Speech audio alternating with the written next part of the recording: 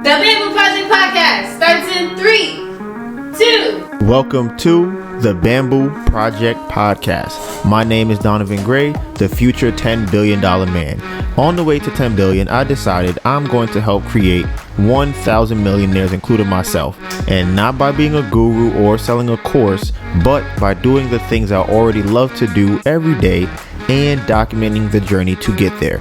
I figure I'll make all the mistakes so you don't have to. My name is Donovan Gray, and this is how I will turn my life into a living. I like to start off by giving a shout out to all the people rocking with us and supporting the channel. We really appreciate you. All right. We are currently streaming on all major streaming platforms such as Apple Podcasts, Spotify, Google Podcasts, Anchor, you name it, we on it. And if we not on it, we about to be on it. For everyone listening to this podcast and not watching it, you can find us on YouTube at The Bamboo Project. We have over 400 videos on our channel. You want to learn real estate? We got that. You want cooking tutorials inspired by Dr.Sebi? We got that. Travel and lifestyle vlogs? Got it. You want makeup and hair growth tutorials? Got it. Basketball? Got it. Turo? Got it. It's everything us. All the parts of the journey that don't make it to YouTube will be on our story.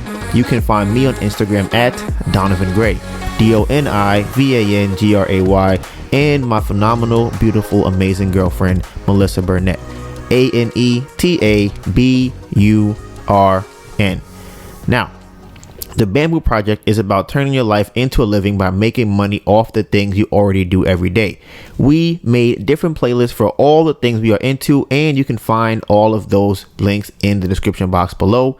This may be your first time here, and if it is, welcome to the family. But for everyone else, this is chapter 2, page 99. All right, 99. Wow, 1 week away from 100. We have 4 different segments. We have life update, episode playback, Donovan's questions, and the topics of the day. All video and audio timestamps will be in the description box below. Today's date is February 8th, and it is 4:46 p.m. All right, starting a little late. Y'all know the deal. Before we get into the life update, we go over our screen time on our cell phones. Okay, the reason why we like to do that to kind of keep us in the know of how much time we're giving to our phones. We can cut back. Like I always say, if you're not checking it, then you're probably going to be using it too much. Or we're probably going to be using it too much. Wow, I think my screen time is going down. I don't know why it would have went down. Maybe I played basketball. Huh? It's broken. No, Melissa, I've been monitoring myself. Okay, so last week my average screen time was 9 hours and 21 minutes a day. Okay, the week before that it was 10 hours and 29 minutes a day. So I'm down 1 hour. And if you look at my phone for this week so far, I've only been on my phone for 4 hours and 45 minutes a day this week. Nobody care about this week. First of all, it's gonna be lower because you're not. It's probably gonna be higher because you're not here. My most used app this week is last week is YouTube. That's what I'm talking about, for 13 hours and 18 minutes. Now Instagram is number 2. That's not as good. It's 12 hours and 3 minutes. And then number 3 is Safari. Like I said, for me, I think YouTube being the top between YouTube and Safari is the best for me, because YouTube probably means I'm doing more learning than I'm doing on Instagram. Well, no, I'm 100% learning more Instagram than I am on YouTube. Hold on 1 second. I'm getting a call from a lawyer. And then I wanted to ask about I forgot what it was. I had it and I lost it. That's all right. Yeah. It'll come to you, and I'm sure we'll cover it here again. But the nature of your business, what do you do for a living? Just buy and sell real estate now. All right, so you buy and sell real estate. So, these UCC liens inside of the contracts, right? They all carry what's called a UCC1 blanket lien for receivables. So what these creditors may attempt to do, right, is if they went through your bank statements that you supplied at time of application and they saw deposits coming in from, a couple different title companies that maybe you're doing business and closing with, they may attempt to try to tie up money with those title companies. Have you ran into any of these kind of issues? No.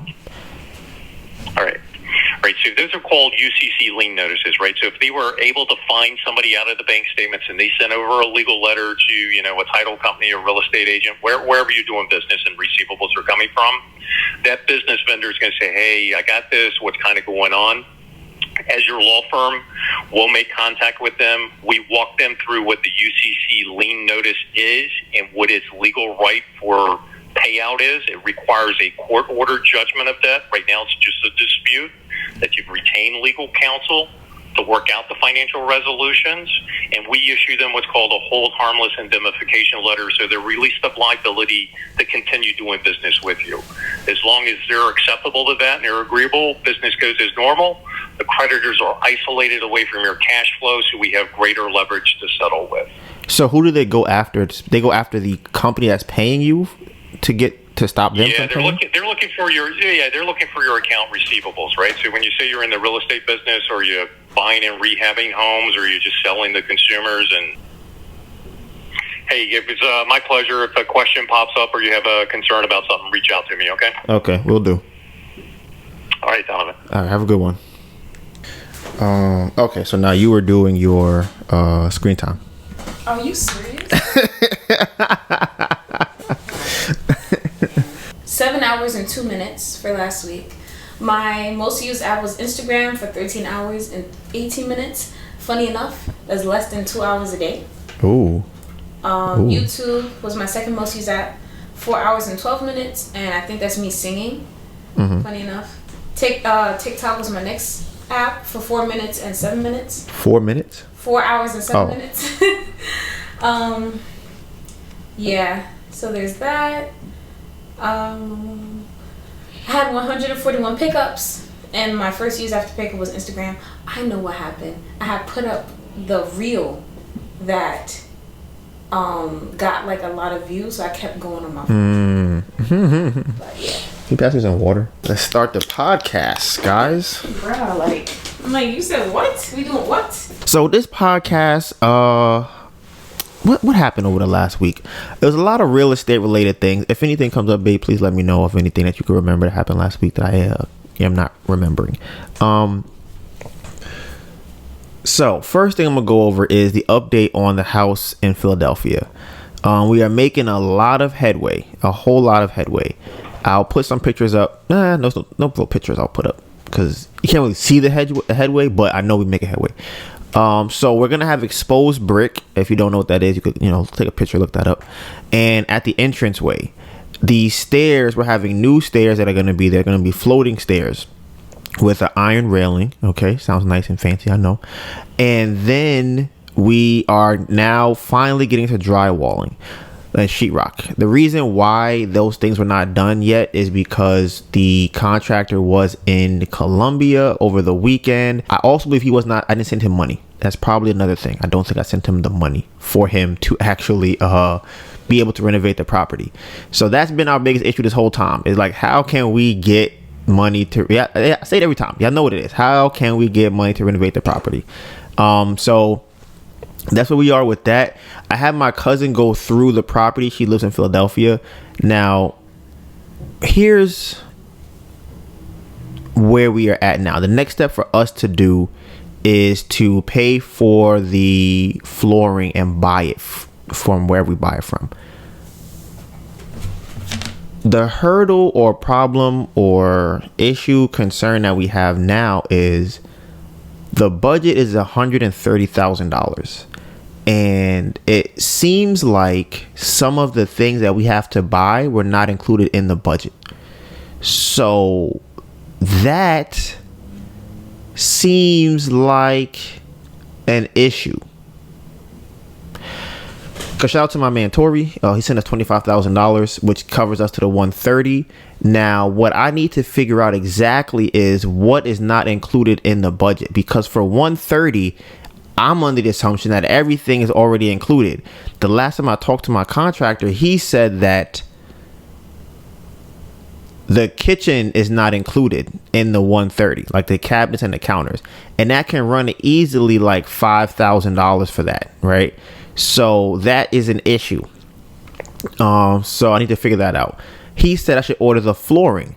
I don't know if the flooring is in the budget, because if I'm ordering it and I'm still paying you $130,000, that sounds like the flooring is not in the budget. That's what it sounds like, as well as the tiles. It seems like a lot of the work he's talking about is I'm paying for labor and not materials. That's a problem.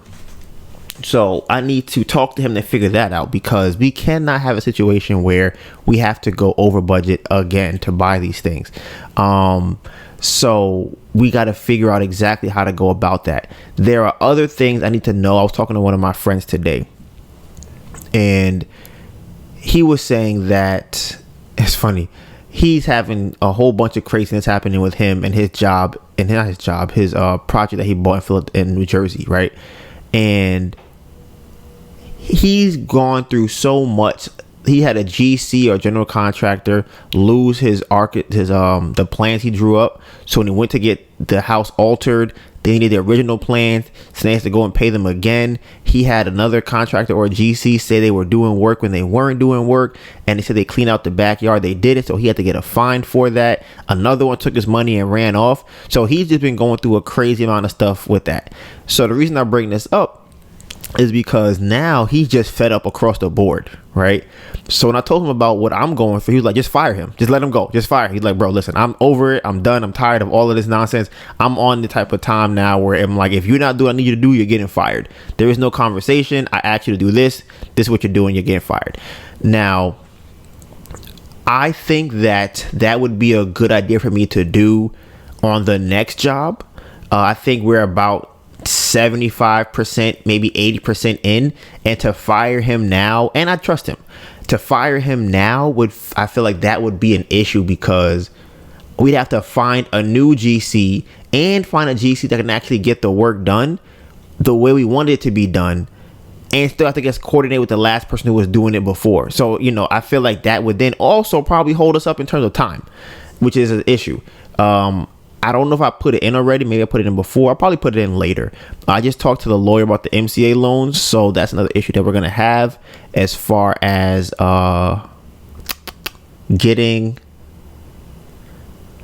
time, because we have to pay them back, so we still don't have a lot of time. That's our biggest issue. It's just time and money. Those are our biggest problems. So I talked to my guy, the contractor, yesterday, and he asked me for the $6,000. I went to the bank, the post office, they send that to him. So hopefully the sheetrock should be going up. If not today, it should have started today, I believe, and it should be done by next week. Now, I don't really know how this works, because if sheetrock goes up and is finished by next week, what else is left in the house? I guess I guess painting don't really take that long. Painting and flooring. I feel like that's crazy. And then bathroom fixtures. Is that really all of it in the house? That's it? That's everything?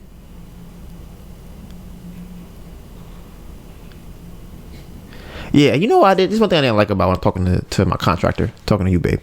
So I was talking to him. I'm like, if I buy the materials, are you still getting 130? He was like, well, I can't take any less than I'm getting now. And I'm like, he said, I can't lower the budget. And I'm like, bro, I hear you, but if you're not buying the materials, how you feel like you still get the same amount of money? But he seemed like he was over it if I asked him for me to pay for it and he'd not get 130. So I'm like, I heard you asking him. Oh, you were here? He had said. You were here? I talked to him? Kind of. Okay. You had said, like, if I get the standard fixtures, you will buy that? He was like, yeah.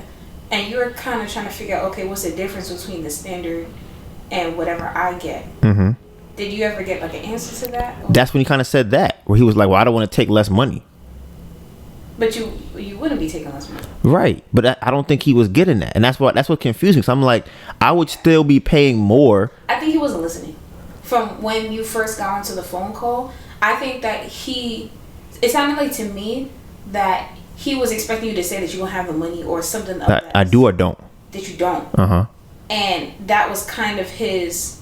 So every time you said something new, it was he don't got the money. He don't got the money. I feel like that's how the conversation was going. He would be like, no, because he was like, you're not trying. I feel like he felt like you were not trying to pay him, or were trying to say something that would then end up with him not getting paid, and that's not what you were trying to say, or that's not what you were communicating to him. So I think that it was more so like a miscommunication. Like he kept thinking that you were gonna go there, and you never went there. Mm-hmm. Like that was never what you were trying. That's never what you were saying. Yeah. So I think that's what happened. So maybe another conversation will kind of clear that up. If you aren't buying the materials, why am I paying you $130? Yeah. Okay, so it's more like what is this money for? Right, because my thing was this. If you're going to buy the standard materials, I can understand it being $130. But if I have to buy it myself and you're not buying any materials, I'm not going to give you money for materials and you're not going to buy it. I wonder if he already has the materials. Mm-hmm. But even still. So that way it's like... I wonder if he like kind of wrote it into the budget. Because like he already paid for it. But I don't know if he paid for this job. Like that has nothing to do. Like he already has it and he want to use it for this. Right. Yeah, because that's what I was saying. I'm like... But that has nothing to do with you. It doesn't. So if you, like I said, that's what I'm trying to figure out. If you're not paying for the materials, why am I still paying for, why am I still paying you $130 if I'm buying all the stuff? What am I at that point? I'm literally only paying you for labor. Yeah. And the labor should not be an extra $50,000. Right. So. And honestly, with that model, I hear what you're saying with you already paid for a certain amount. Like you already paid for the stuff that you would have to find a new GC and everything. But I don't know if you necessarily would, because the jobs that you're trying to get done are kind of standard jobs. If that makes sense. I still need a GC because I'm not gonna be there to manage it. Oh yeah, I guess. Okay. So. You get what I was trying to say, kind of like, because the way that I saw it is like, okay, we just need flooring, we just need the bathroom done. Like you can order that and be done by like Lowe's or something like that if you wanted to, and they would handle that. Oh yeah, I mean, because it's not the same thing as the technical, like we were moving walls and now we're doing basements and stuff. I know what you're saying, but I still think somebody has to manage that. Yeah, I agree. And with Lowe's and them, they may just hire contractors to go out to your property and do it. Say, hey, you go out there and do the property. So, I still feel like somebody have to be paid to manage those people, but that is a convo that me and him need to have because I'm still kind of confused on that. Yeah. Okay. So, yeah, like I said, I'm trying to salvage the relationship to make sure that it doesn't get too tumultuous because of where we are in the terms of the project, and that could be to my detriment. I don't know because I wouldn't say I have a temper, but I do have I have the ability to have very low tolerance. And I can kind of shut it off like, okay, I'm done dealing with this completely. And I don't want to have to do that because I don't know what the consequences would be from doing that. From where we are in the project. So I'm still trying to manage how I should even go about dealing with him on this. So I think that's where we are with the project. The timeline right now is still the end of the month. I don't see how it can be done by that time, especially today. Today is the 8th. That means the sheetrock will be done by the 16th, and they're gonna do flooring and fixtures. I mean, flooring, fixtures, and paint in 2 weeks. I feel like I've seen that kind of stuff on all the flipping shows. So, and worst case scenario, I could see that being 3 weeks. I don't know how long flooring takes. Let's say flooring takes 4 or 5 days. You could paint a house in a day. Fixtures probably could be put in a day.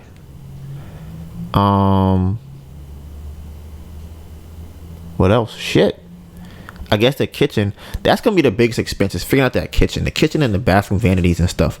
So we gonna see if anybody wanna, invest in getting us some nice kitchen cabinets and what is it called, sinks. We giving out 10% interest, 10% return on your investment right now. So yeah, what else we gotta buy? We gotta buy cabinets, countertops, appliances. We actually don't have to buy appliances, so we can save money on appliances for sure. And we can get that after that property is refinanced. That's for sure. We could do that. Absolutely. Oh, that was the other thing. So I didn't want to forget this. Y'all know I've been super heavy into the creative financing thing lately, right? And shout out to my guy, Rick. So Melissa and I were trying to figure out what is the best option to do with the house, right? Because now that we learned creative finance, there's some more plays that we could run. If you were into real estate, I would 100% say learn creative financing, learn subject to existing mortgages. I would say learn what is it called? Substitution of collateral, novation agreements. I would say learn what a 1031 exchange is. Just learn, what a note is, what a wrap is, what a land contract is. Just learn what is a deed in lieu of foreclosure. These are just terms that I think that you should know and learn if you're in real estate, because from what I'm doing now, they are going to be very helpful. Here's how we're going to use some of those terms for the property in Philadelphia. So the objective and goal that we have is to make enough money from the deal, however we do it, to get to Atlanta. That is the objective, right? However we're going to do it, that's the goal. Whether it be a refinance, whether it be selling the house, or selling a house with creative financing, or both. Something we thought about recently. So Melissa brought this up the other day. She was saying, okay, what if we do this? Boom. Refinance the house at whatever percentage they give us. Okay. For those who don't know, refinancing the house is just getting a new loan on the house, which would, we would use to pay off the old loan. Lenders will only give you 70%, 75%, or 80% of what the actual loan is. So, or what the actual value of the house is. So if the house is worth $300K, they'll only give us 70% of that, and 70% of $300K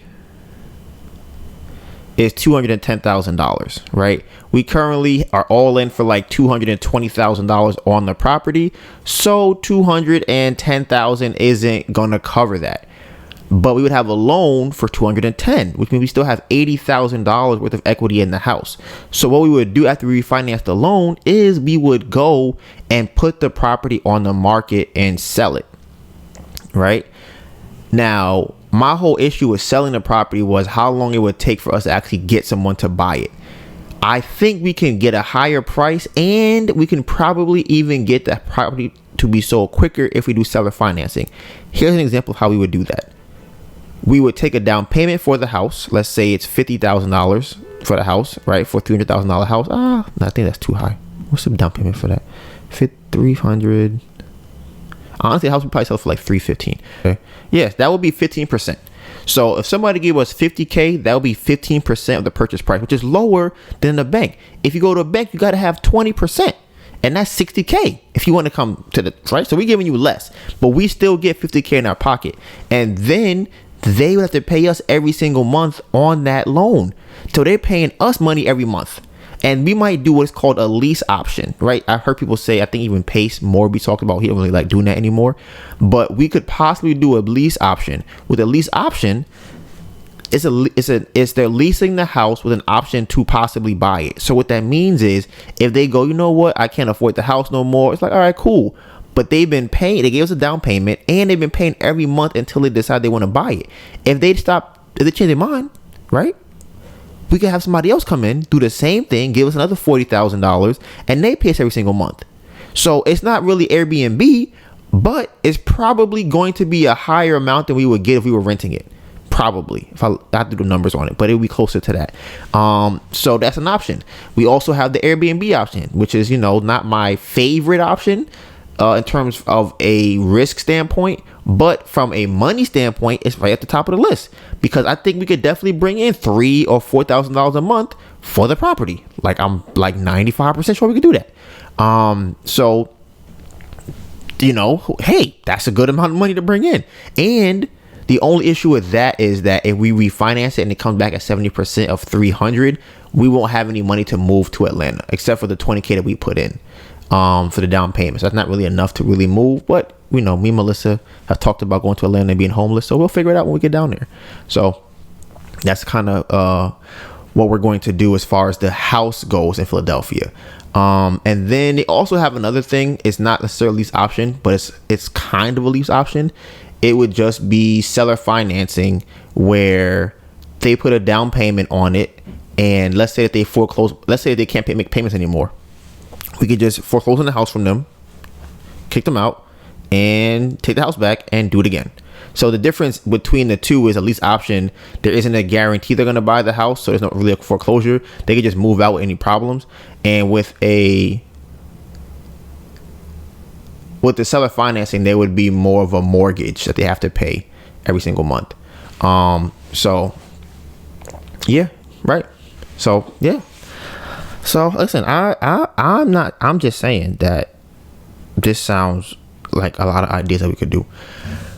Okay, so staying on track with this real estate thing, 'cause I know a lot of y'all into real estate. You know, that's kind of how we got on YouTube, popping on YouTube in the first place. I think about 2 weeks ago, I talked about possibly making $25,000 off of 2 deals this month. That was my initial goal, right? And I want to admit that I think over the last 2 days, it's a possibility that, you know, my eyes got really big. The reason why is because Tori, listen, first of all, if Tori's listening, I don't know if he watches the podcast or not, but this is so crazy. I feel like he's like my twin. Like, I feel like we like this, right? We be talking about real estate, just talking about stuff, and we be on the same page every time. We be here every time. I think that's so funny. I feel like our lives are kind of parallel. I just found out that he has a girlfriend who's also a creative, which is, you know, who sings and things like that. So I think that's another parallel. He's black and real estate. It's just parallels. It's just crazy. And I think even personality wise, I feel like I don't really have any friction with him when we talk. It's just laughs and jokes and like, what? Can you believe that? This shit crazy? What the fuck? Oh my God. Yeah, that's just, you know, how we are. So I think that's funny. Now, the reason I bring him up is because he's the one that lent the $25,000 to us like a week ago, I think it was now. And I was telling him about a deal that I have out here in New York that I was thinking about making $25K on.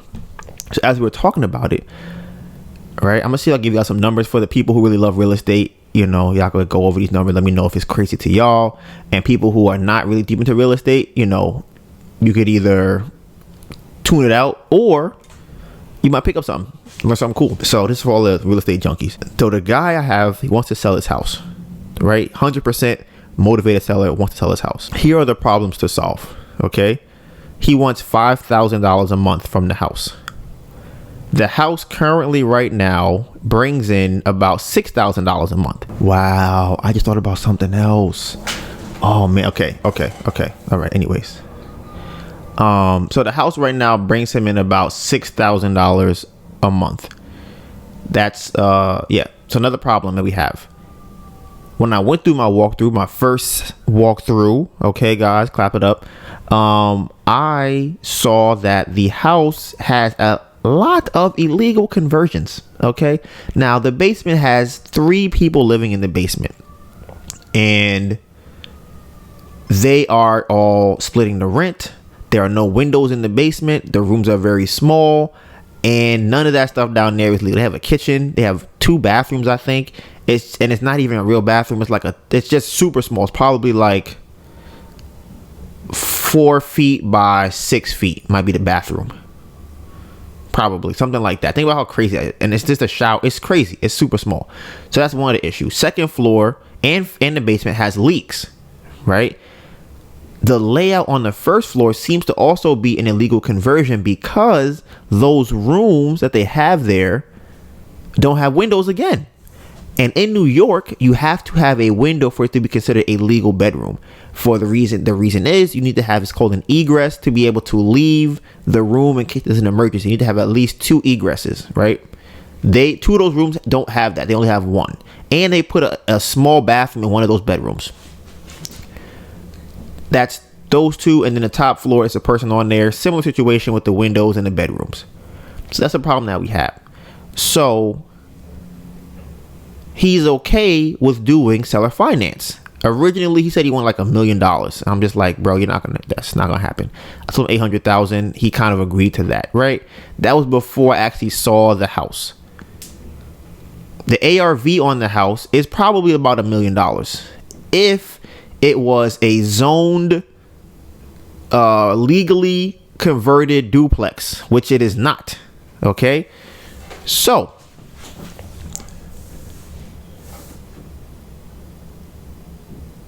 he has 2 houses, right? So this is where the creative financing comes in, because I've been trying to figure out how would I structure this deal to get the deal closed. Originally, I was thinking, you know what, I can just get it under contract and wholesale it to somebody else. That's before I knew that there was illegal rooms down there. I'm talking to Tori, right? We're going over the deal and the numbers and, you know, the situation and the structure, right? And he was like, there's a possible way to get $1 million in our pocket out of this deal. And I'm like, how the fuck are we gonna do that? Mind you, this is how my brain be working. Like I said, Tori be on the same page. We're like, he's like, okay, here's what we can do. He has 2 houses, right?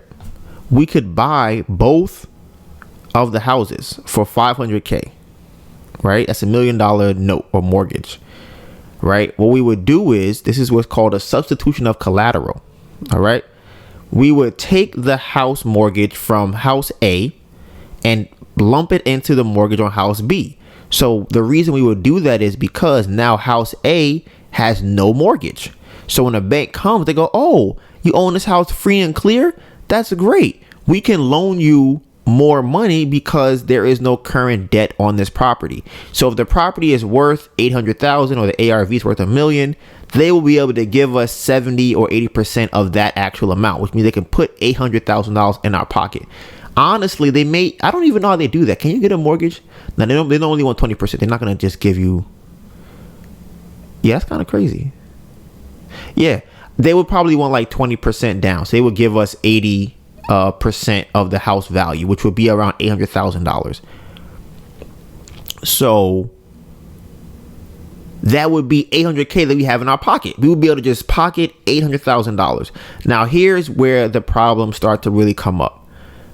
We were just trying to ballpark. We think that the house could be worth $1 million, and if not more, in a couple of years from now, if it is converted to an actual legal duplex. The renovation for that, we don't know the exact number. We're thinking somewhere between $200K and $400K. The property is in New York, it's in Queens, and it is 2,000. I think it's 2,300 square feet. Now that I think about it, and that's kind of big for out here. And that means that one actual apartment will be 1,000 square feet. And to be honest with you, that's about my sister's size of her room. My mom's house is a 3-bedroom, 1 and 2 bathroom. But that's the thing. Oh, but damn, that's the problem. Oh.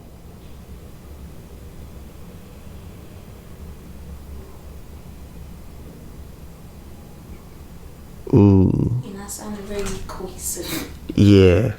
Ooh. Okay. The issue with the house is that we would want to keep it a 3 bedroom duplex for each unit, right? Because that's where a lot of the value is at. However, the house is attached on both sides, so we have to have it so that 1 bedroom is in the front and 2 are in the back. If 2 bedrooms are in the back of the house, they may not be that big. I'm thinking about my mom's house. So think about my mom's house, right? Where would you? You said what? I've only ever seen your bedroom at my mom's house. What I was asking you was, do you know the layout of my mom's house? I know where doors are. Oh, I'm about to say, I wish you would say no. There's the room in the front. It's the living room. Uh-huh.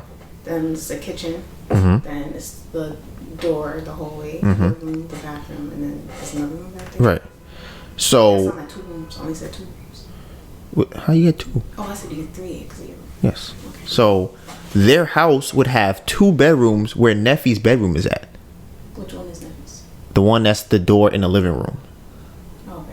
Right. So think about. I've never been in there. I know you haven't been in there, but it's the. Oh, okay, as long as we're on the same page. But it's the size of the from that wall to where we sit at. You know how big the living room is in terms of the from side to wall to wall. That's the size of her room. Really? Yeah. Oh. Right. So that's what I'm saying. It's not that big. Honestly, bigger than my room. No. I'm saying that your room was a closet. Oh, yes, absolutely. Absolutely. My room is absolutely a closet. Yes, 100%. 100% a closet. Yes. Yeah, her room is bigger. Yes. I have the smallest room.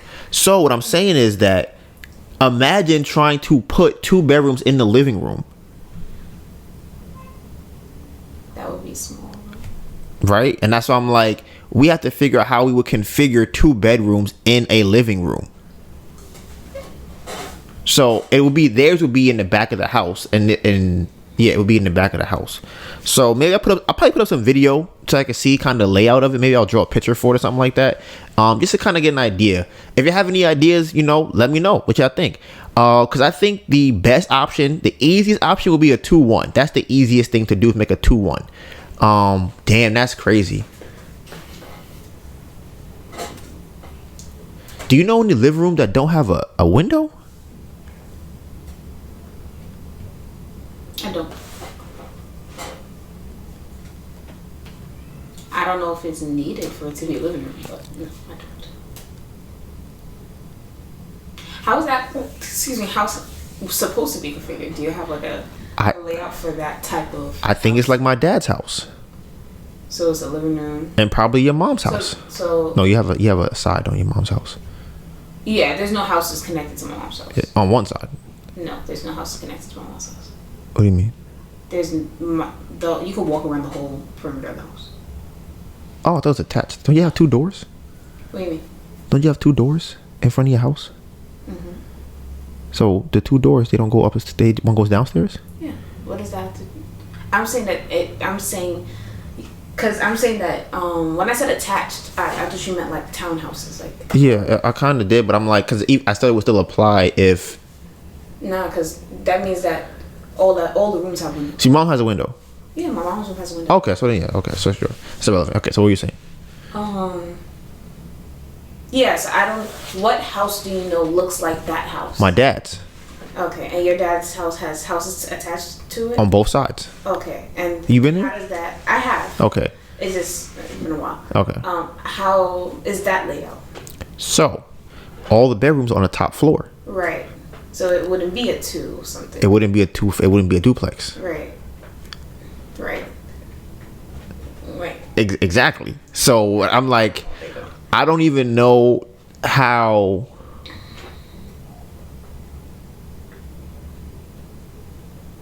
You could even make a duplex out of that. Like, I mean, you could make one, but it would have to be like. I think the bedroom would have to be in the back, living room in the front. Right, but have the whole kitchen element in it. Okay.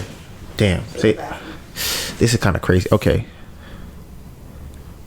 But the kitchen would have no window, technically. But if you leave it an open floor plan where the living room and the kitchen are kind of connected, it'll seem like it has a window because it's a window in the living room. Yes. Okay. So what I was thinking was, then I wouldn't work either. Oh my God. That's how it is right now. So how would you have more than one bedroom in your plan? And where? In your plan that you just said. You want more than one bedroom? That's what I'm saying. Yeah, that's what I was talking to my uncle about too. Where it's like he was saying that the basis of it is a 1 bedroom. So okay, because the way that I'm seeing it is a rectangle, right? Yeah. So you would have to tear down all the walls, right? And literally make new walls. Yes. So in that figure that I'm seeing in my head, this area here would be the kitchen / living room. Hold on, can you come and draw this out so I can show them too?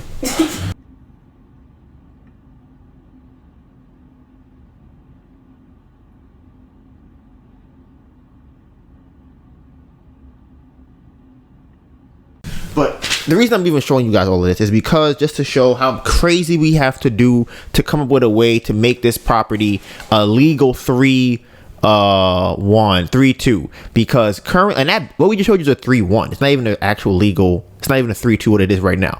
So think about how crazy it is right now for it to be a 3-2, right? So, anyways, that's a lot.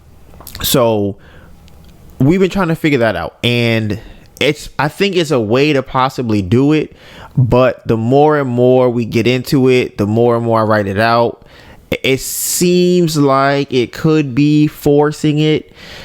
But I heard I could make $1 million because we would get that 800 in our pocket. But the biggest issue is that he wants $5,000 a month from 2 different properties. Okay, so that's $10,000 a month. So our holding cost would be astronomical. And then we also would have the loan amount for the house and the down payment if we borrowed it from a private lender. It would just be a lot. I think everything for this property to do well, every single thing has to go right. And I'm glad I'm saying that because that's letting me know that this is probably not the best structure for the deal. It's not a bad deal.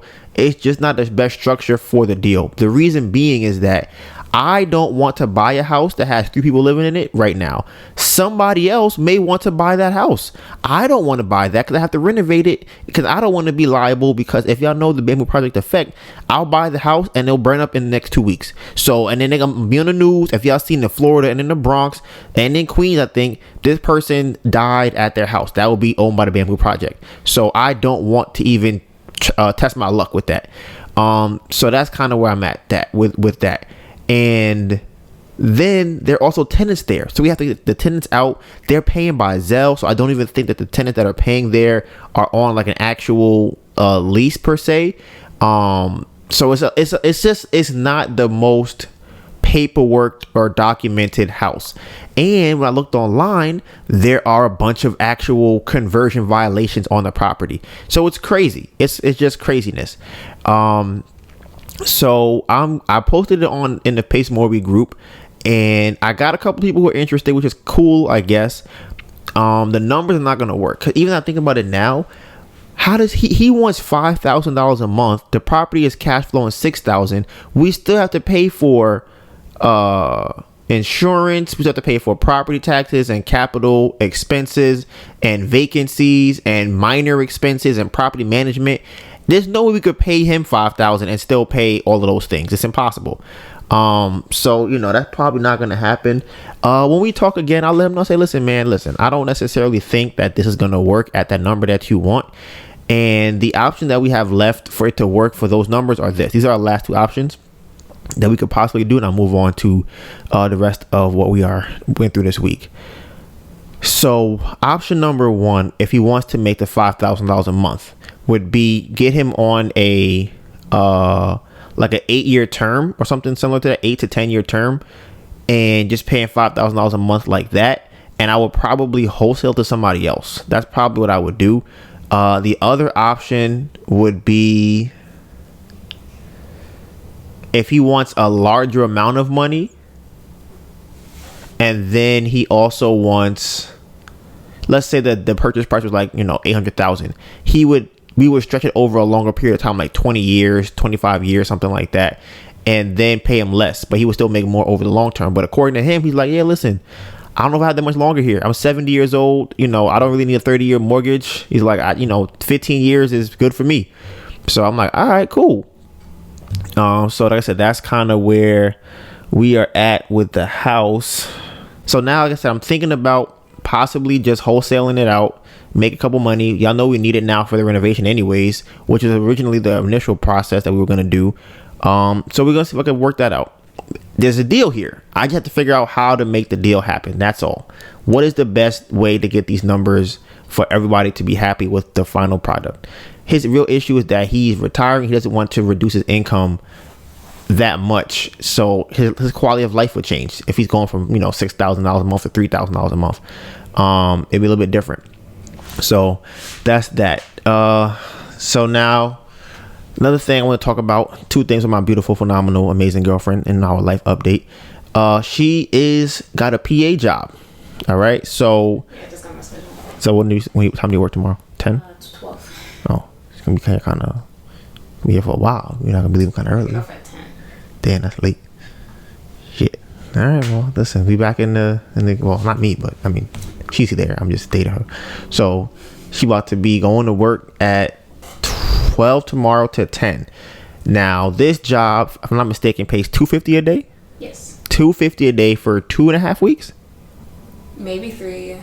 About 3 weeks. It's close to about $3,000 she's about to get. I feel like it's over 3,000. 250 times 4 is 1,000. And you working 5 days? You working 3 weeks? 3 days this week. 5 days. It's technically 3, 4, 7. I'll say 3, 5, 5. So 13 days technically. Okay. And it could be less than that. Yeah, that should be over $3,000. But either way, it's close to it. So yeah, she would be bringing in $3,000, and that could definitely cover monthly expenses, cards, credit cards. That could cover miscellaneous. That could cover groceries. You know, it's a good amount of money. And she's doing a craft fair in 2 weeks. So another craft fair coming up, guys. You know, we're gonna post some pictures on the IG page of the new craft fair. This one's outside, so it's gonna be exciting to be at this one. So you know, we out here. Yeah, and then shout out to Diamond for helping with both those things. Shout out to Diamond. She helped me with the PA job. Well, she got me the PA job, honestly. And then also, I need since it's outside, I need a generator for electricity. They don't have it for the craft fair. Yeah. So she's letting me borrow hers. So yeah, shout out to Diamond for that. Like I said, holding it down. I have learned, and it is about the team. Now, I was not a team person. I just always felt like I didn't have good teammates. That's always my problem. I love working with teams. It's just I don't like working with teammates that ain't really trying to hold it down. Like, that's my issue. So we are currently building teams that we feel like are really, you know, getting to that action. Slowly but surely, YouTube is definitely 100% helping with that. So there's a couple of things I want to talk about. If you go back up. Yeah, go back up. The first thing is part of the life update. Okay, so I wanted to bring up something that happened with Melissa and I the other day. Shout out to my guy, I want to say Lemon and Lime. We were having a conversation in the comments the other day, which I'm gonna bring up today. Lemon and Lime, yeah. So these are one of the things that I feel like is how a relationship should go. Okay, and this is an example, or this is, in my opinion, the epitome of what a relationship should look like. So the other day it had snowed here in New York. Snow everywhere. It was ice. It was slippery. It was cold outside, right? And y'all know that we just got this car recently. It is our first car. So because it is our first car, we don't really know the things to have for a car. You know, miscellaneous things that people who have cars just kind of, I guess, take for granted because they have it. They don't really think about it. That's my assumption, you know, just not having a car. And I think one of those things before today, or before that day, was the wiper on the front of your, I don't know what it's called. A scrubber? A scratcher? A scraper? The snow brush. A snow brush, right? Right. I didn't know what it was called either. Right? I don't even know I even called it before today or that day. So back a couple of weeks ago, we needed a snow brush. Melissa went and bought a snow brush. So I'm like, all right, cool. And you know, it scrapes snow off the windows. Very useful tool. Now, something else that people would probably need if you have a car is some type of shovel, right? Maybe a mini one, a big one, who knows, something like that. Well, we didn't have a shovel. So we had somewhere to go that day, and we left the house, got to the car, and realized that the car was snowed in, right? The snow was up to above the tires, probably. A lot of snow. So it couldn't really open the door, right? And the snow kind of froze. So it was a little hard to get it open. So now we're both standing there like, damn, that's crazy. We don't have a shovel. So what we gonna do, right? So here's what happened. Melissa, my beautiful, phenomenal, amazing girlfriend, said, I'm going to go look for a shovel. Right? Is that correct? Yeah. Okay. And while she went to go do that, I said, okay, bet. I'm going to try and get the car out from what I can do here, right? So here's how that ended up playing out. Melissa went to get it. Actually, what was I doing before you left? I think I did something first and then you went to go get the shovel afterwards. I think you were like trying to kick it? Yeah, kind of like either drive it out or like trying to.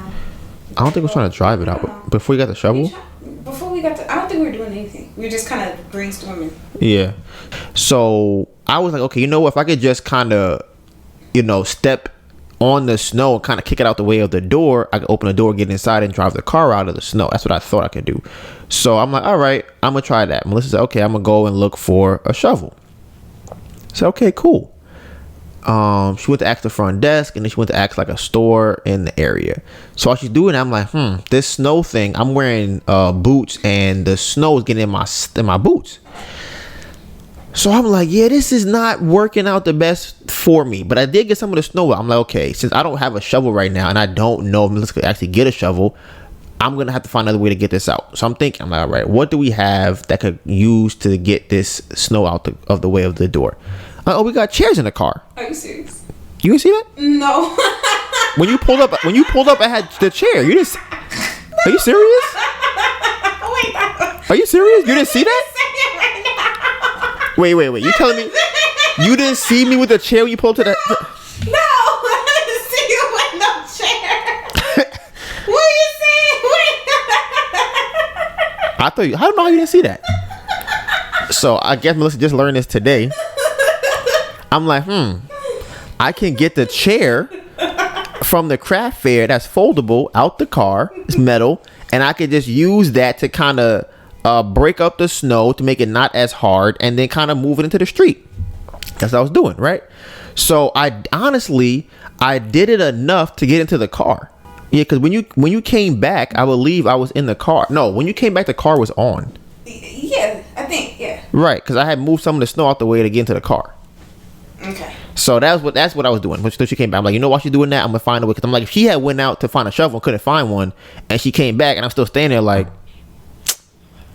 yeah, you just chilling. But I mean, obviously that's what you thought I was doing, because you didn't see me with a chair. Told Tom shoveling out the snow with a chair. I didn't see that. Ridiculous. So that's what ended up happening. Right now, here is why I say that. I almost forgot one part. Right. Melissa found a shovel and then brought it back and gave it to me, and then I shoveled the snow from around the car. Now, this is one of the reasons why I say this is how a relationship should work. Okay? Couple of things happened here. Okay? Here's some of those things that happened during this interaction.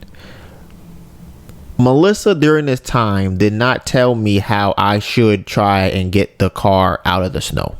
Right? That was the issue. What she did was say, hey, I'm gonna go see if I can find a shovel for you. And I can't even say, I'm just gonna see if I can find a shovel. And she went and look for a shovel. Now, one of the problems I might have had was if I was standing there trying to get the car out of the snow and Melissa was standing there looking at me. That is the thing I dislike about my past relationships, where they thought I was I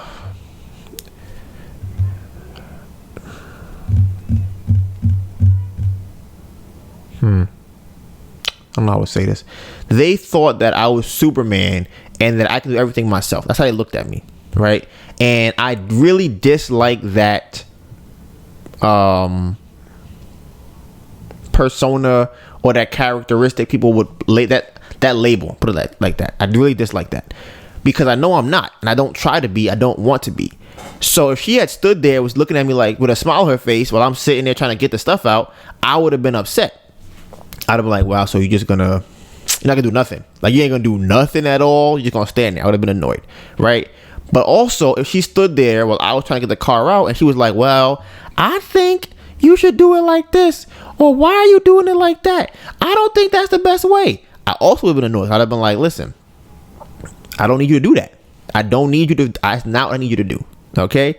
So what Melissa did, in my opinion, is she found a way to support what I was doing.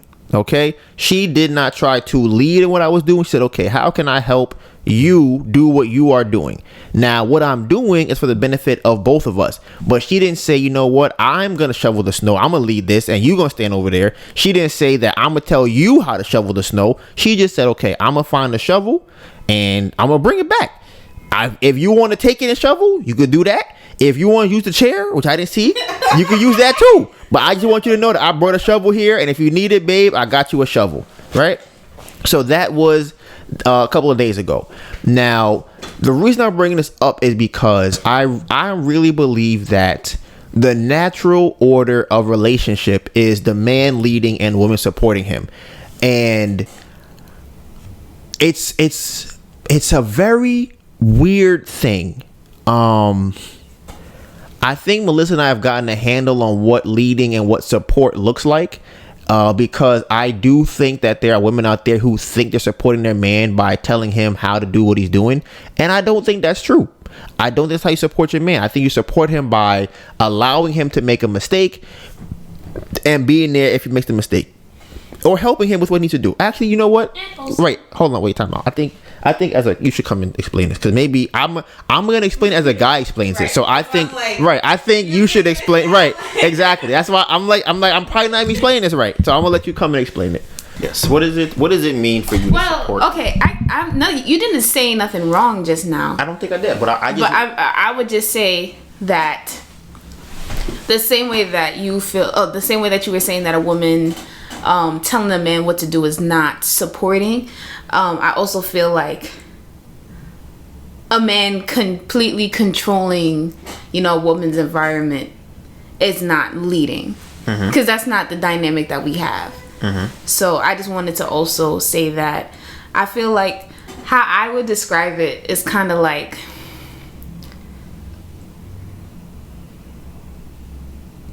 it's not my job to direct where we're going, if that makes sense. So it's like, okay, we're gonna buy a house. All right, what can I do that would help with that? Getting my tax returns, how much money do we need? It's more so stuff like that. And it also doesn't mean that whatever I want to do gets disregarded. It doesn't mean that I can't start my candle company, or I can't do music, or it's more so of this is what we're doing for our relationship, and this is how I can help without steering it. And even if I disagree with something that, let's say that Donovan wants to do, I have all the voice and all the right to say how I disagree, but that doesn't mean that we don't do that thing. It's kind of like okay, let's talk about this, because at the end of talking about it, either I can explain myself and be like, this is why we shouldn't do this thing, and he's like, okay, that makes sense. I can see how that could work. Or it's like he explains himself, and we kind of and then I kind of see where he's coming from, like, okay, I can see why that would work the way that it is. So it's funny, even though it's 100-0, or that's how he likes to describe it. Like, that's not really accurate in my opinion. That's how he likes to describe it, because he is salacious.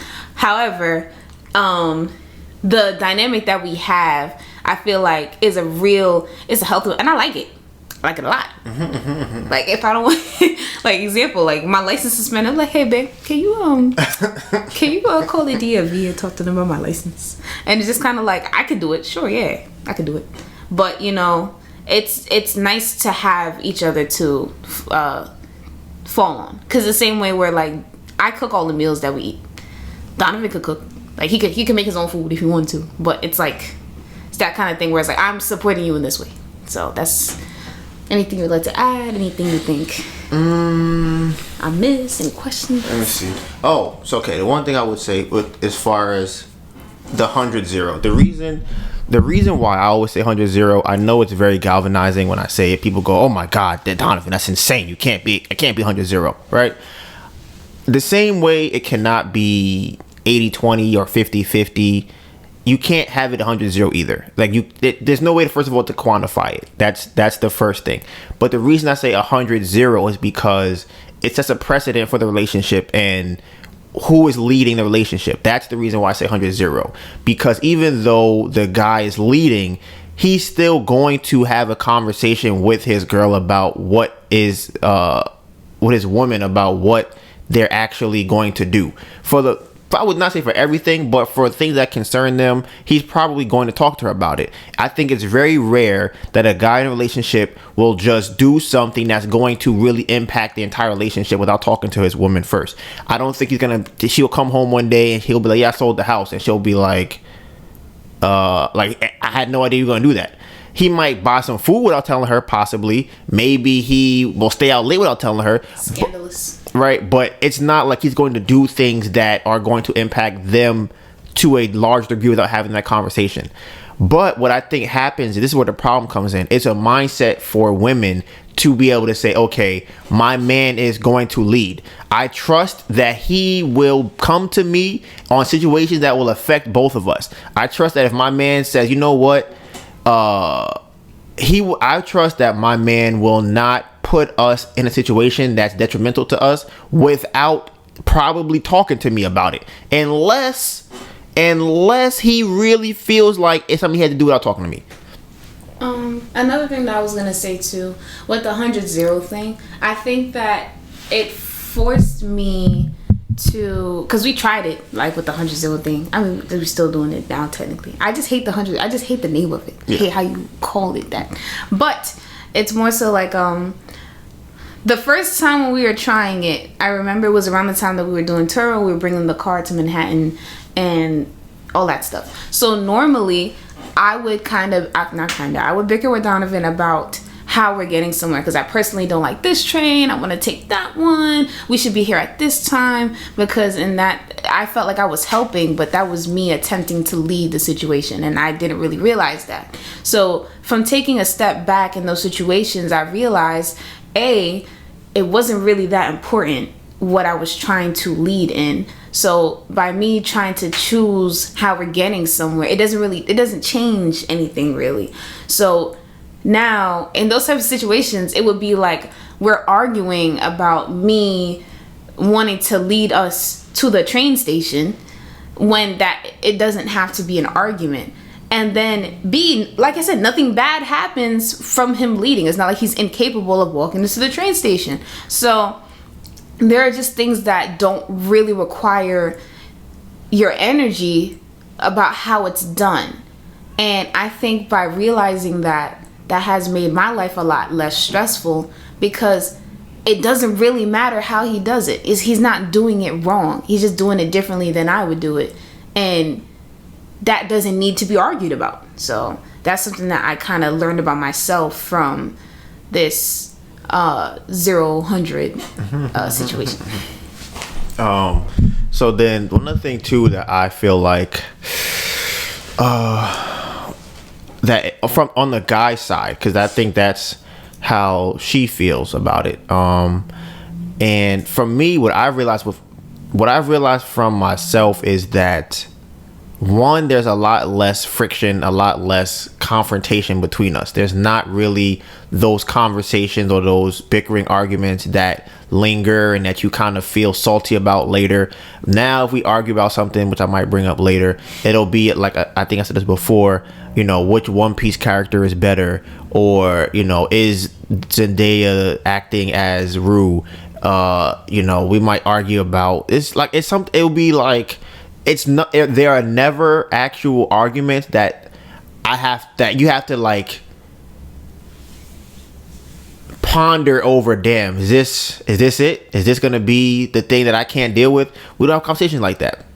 So for me, another thing too, when she has now, this is me speaking in my language, when she has now taken more of the supportive role, it allows me to want to do more for her. It allows me to want, now that she's taking on the supportive role, I'm like, hey, what do you need? What do you, is anything that you need me to do for you? Okay. I'm in my mind, I'm just thinking about what are the things that I can do to make her happier.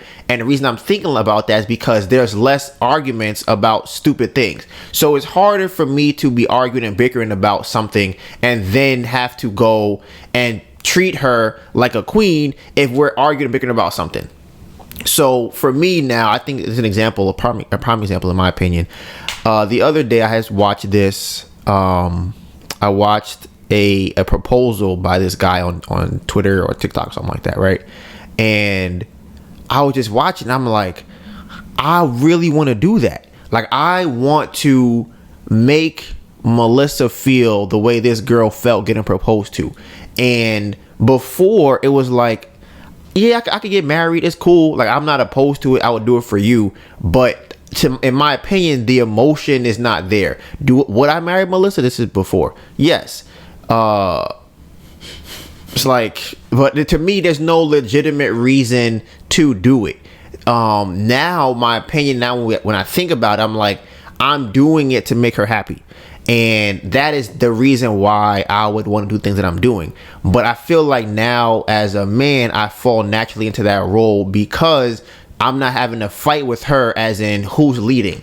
So it's less competition. It's less of that kind of energy because she's not trying to step on my feet when we're doing things. So I don't have to worry about her from that standpoint. I'm like, okay, all I'm doing about looking forward. I'm thinking about how we're gonna get to A, how we're gonna get to B, and then I'm like, hey, you good back there? What you need? You need anything? Okay, cool. I'm gonna just keep going. So she's in the back, figuratively speaking, in the back playing video games, and I'm moving the car, driving around. She's like, okay, I'm good. She's just relaxing. I say, hey, you want something? Yeah, can we go? I got you, and we just keep going. That's how I look at it now. So, anything you want to add? Yes, because it's like, I feel like it's harder. The thing is that, like, as a woman, we still want to be appreciated for things that we do to support our man. Because it's like, I know, like, I'm trying to explain it. Because I'm thinking about what like Lemon Limes had said about the child thing. Because I really do want to stretch. You mean read the comment? Give some context. Oh, sure, you could. Okay. So, this is a comment from my guy, Lemon and Lime. He said, hey, Donovan, I'm married. I don't have any idea what you're talking about when you're talking about making the relationship 50-50. I found our relationship to be... Make sure I'm reading this right. I found our relationship to be more like a continuous shifting of values and responsibilities that's discussed daily, and we make it a priority to never go to bed angry. That's a very interesting things I've heard somebody say that before. So then I responded back with a lot of stuff. And so I'm like, I didn't necessarily I didn't know that you were going to read that one. I was going to read this one next. Oh, okay. Yeah. So then I responded with a lot of stuff. And then he responded and said, I can't completely agree with the 100-0 thinking process. There are things that just come and fall into play that the man just can't carry. If your woman is happy with the man taking all control, then she is a child in my opinion. It's fine for the man to take the lead, but there's only so far he can carry everything.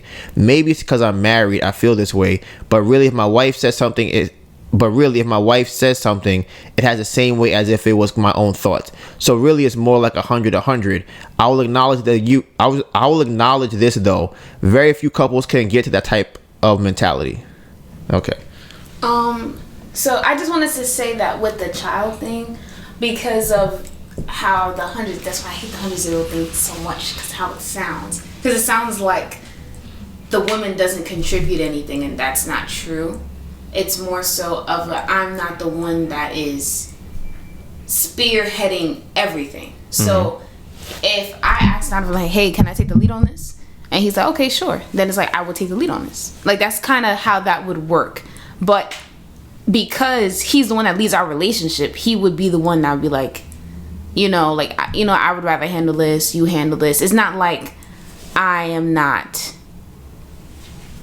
taking care of anything in that role. So I just wanted to clarify that. Yeah.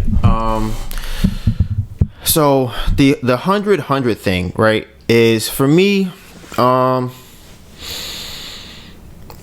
was thinking about this earlier today, and the reason I don't think that people can have 100-100 because somebody has to have the final say in what's happening. Somebody has to be the one that is making the decision. So if I was to think about from a situation where if you guys are moving to another state and your wife or girlfriend says, I don't want to move, and you feel like it's better for you guys to move, what happens then? That's what my question would be for people who say it's 100 to 100. Because if she's like, I'm not going, and you're saying that you are going, what happens then? And for me, I feel like you can't have two people leading you at the same time. You can't do that. And I feel like at some point, this is what I think makes a good leader, is you have to know when to allow the other person who knows more about that thing to lead than you.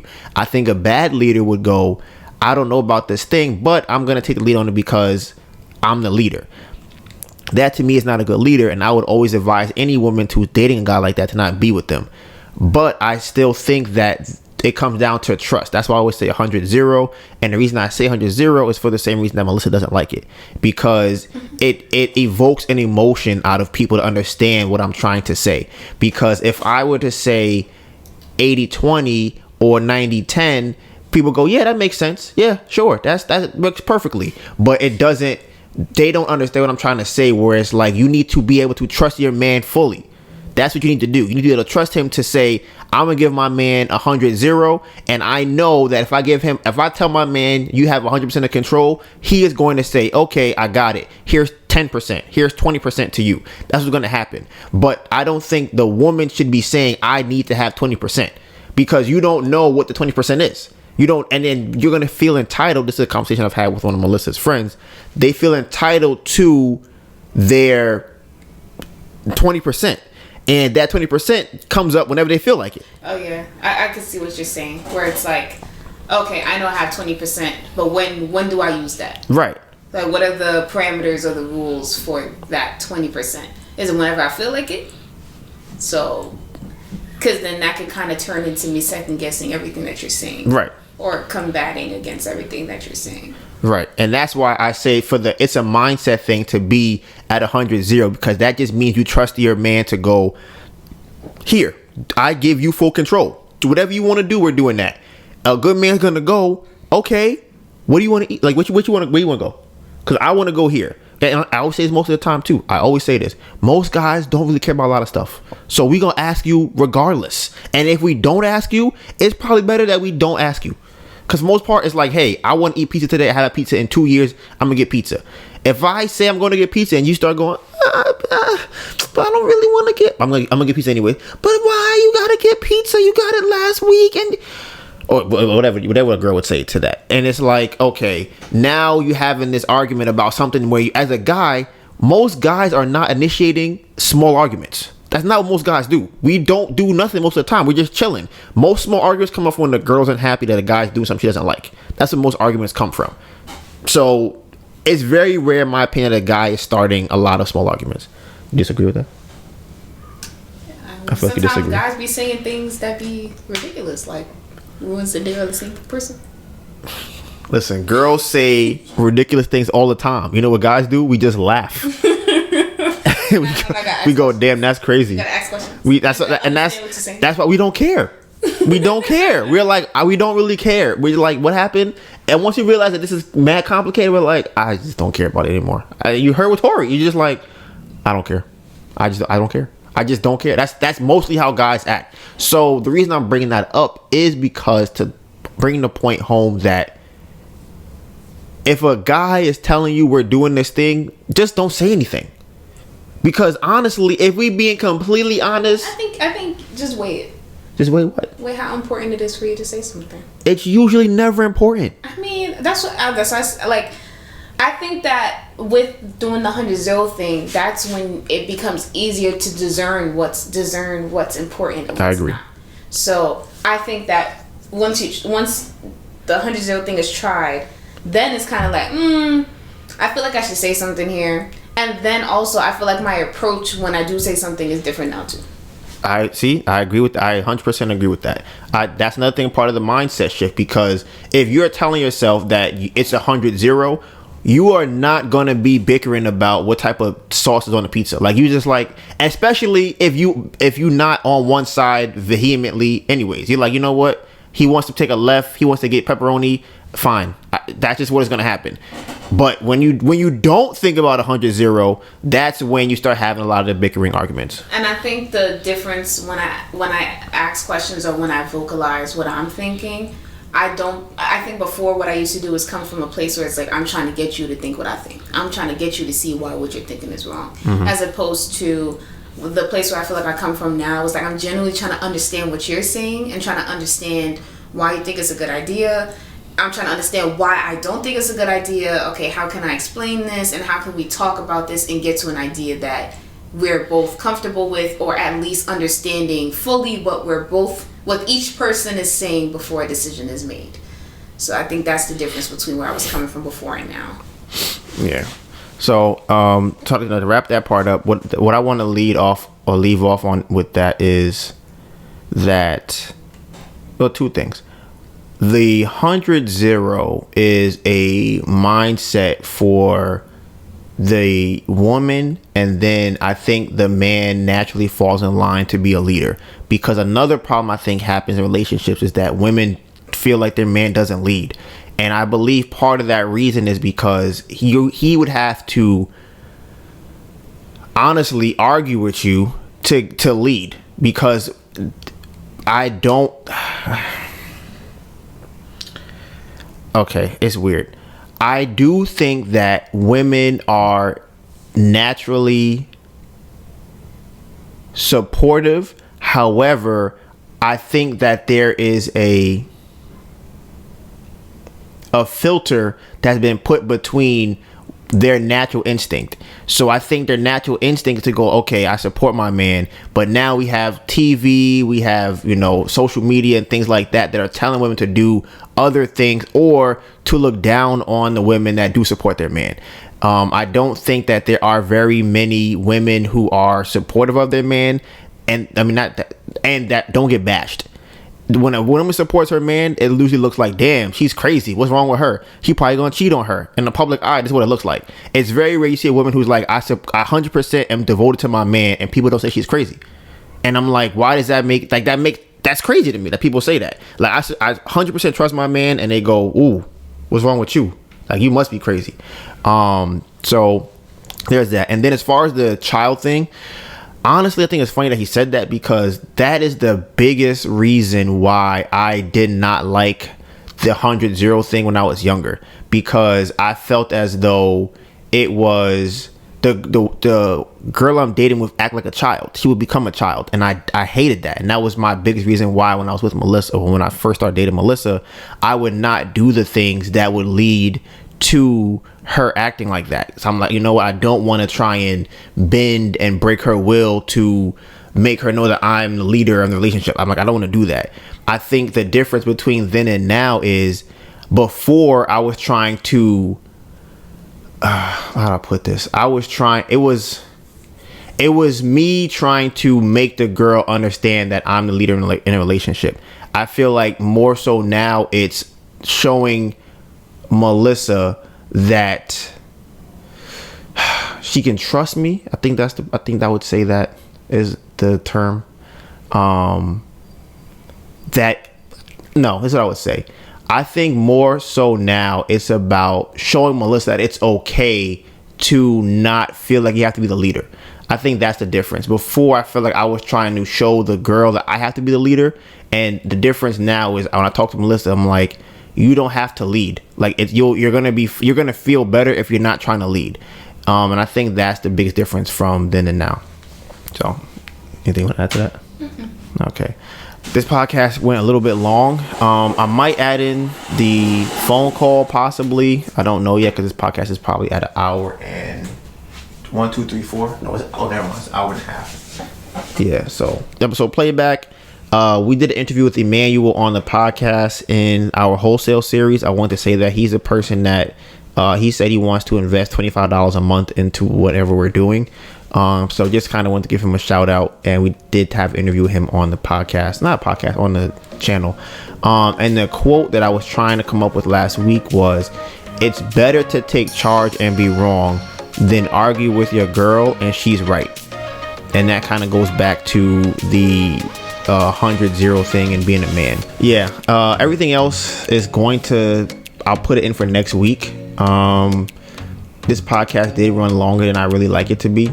So we will be back here next Tuesday. You can find all the behind the scenes content on our social medias. Mine is Donovan Gray, DONIVANGRAY, and my phenomenal, beautiful, amazing girlfriend, Anita Byrne, ANETABURN. Okay, you know what it is. Hashtag Bamboo Project 2022. It's going to be a movie. All right, and with that being said, Bamboo Project